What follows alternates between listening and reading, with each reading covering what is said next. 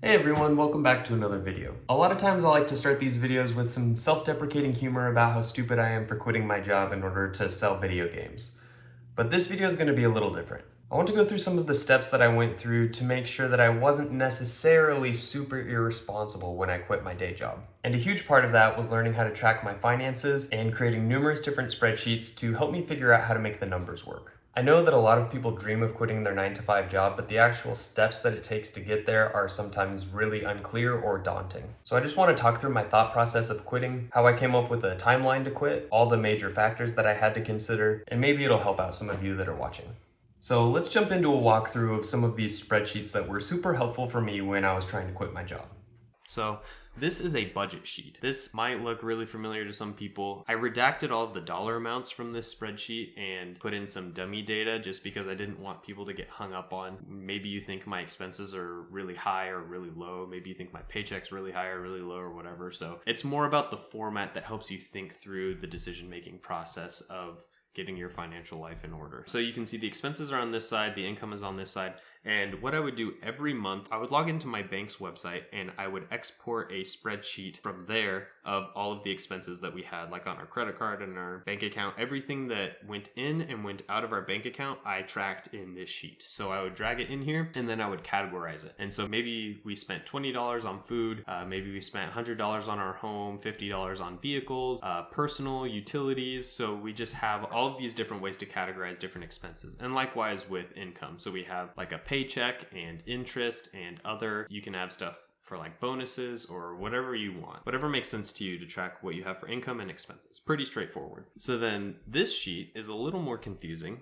but it just takes in the data from the previous sheet. You can see here are all of the potential expenses that we have, the categories for the expenses, and then here's the potential income sources that we have, and you can see them itemized and added up here. And then you can see how much we have in our savings account and in our checking account. You get a grand total of what your starting balance at the beginning of the month was. And then based off of all of your expenses and income, it tells you how much you saved or lost that month and how that contributes to your total savings. So having this at a glance really helped me get a grasp on what our finances were doing every month. So it was very helpful to me. So like you can see down here, the sheets are for December transactions and December summary. So in my actual spreadsheets, I had all 12 months and I had been tracking it for a while. And then based off of that, I could come up with averages and get a really good idea about where our money was going every month. So you can see here, like we ended up graphing this data. It's not super interesting because there's not a lot of data in here. And then there's like a summary sheet. You can see there's only December filled out here. But based off of that, you can see what the average income, average expenses, and average difference between the two was for every month. This is all dummy data again, but you can see like how much money did we spend on food in all of 2023, all 12 months. This would be totaled up here,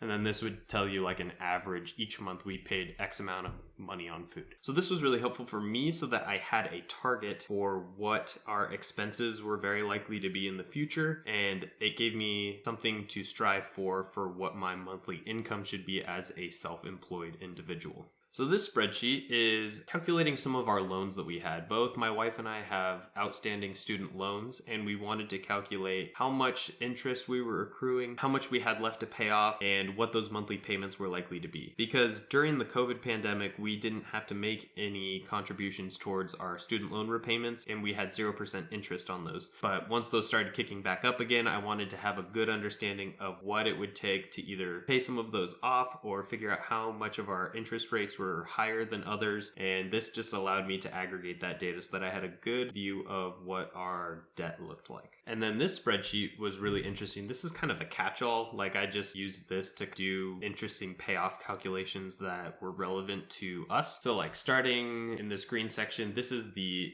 in and output. So this is just like the average monthly income that we had, and then this is our monthly loan repayments. So if we made $15 a month and we put $3 of that towards loan repayments, then we could calculate stuff like how long it would take to pay off my loans, how long it would take to pay off my wife's loans, and other miscellaneous expenses. So this is kind of like a different scenario calculator. So if we wanted to pay off just my wife's loans, maybe it would take 7 months.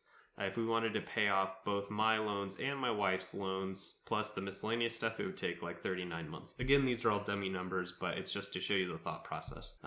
So yeah, you can see my loans, my wife's loans, miscellaneous stuff. Like if we know that we're going to owe money on our taxes, or if we had some travel expenses because one of my buddies was getting married in Europe and I was in the wedding, so we had to pay for a big flight over there and all of that. We had a couple house projects that we wanted to pay for, and then I had a goal for where I wanted our bank account to be at and what it was at currently, and then how long it would take to save up to that amount, and then some estimated federal taxes. This is kind of like my scratch pad to figure out what it would take in different scenarios to pay off some of our loans and some of our big expenses in the near future. So this one was really interesting because it helped me figure out what my timeline should be for quitting. So you can see I wanted to target this green section as the date that I wanted to quit. So this would be the quitting day. This would be when to give my 2 weeks notice at work, and then what the countdown was from days, and then the countdown in weeks. And then this was interesting. This column,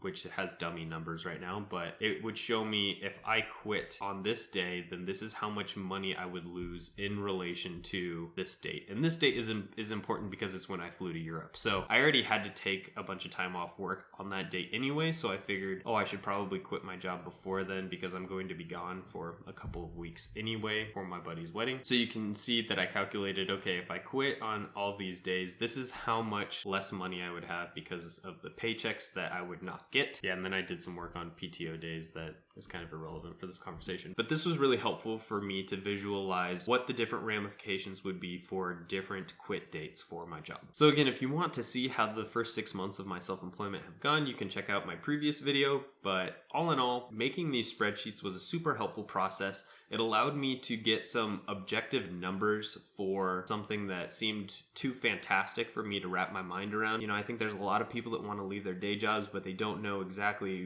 what that would entail. And so for me, getting a tight grasp on what I wanted to do with my career, what the pros and cons of that would be, getting a tight grasp on our budget and how much average expenses and income we have and what I would need to do to replace that to cover our expenses. All of those things were super helpful for me. I hope that looking through this stuff is kind of helpful for you. I would recommend that if you are considering quitting your day job, you really count the cost first, both literally and figuratively. It's not something that I would recommend to almost anybody. It's very difficult. So yeah, please do not watch this video and then quit your day job because that is not what I want for you.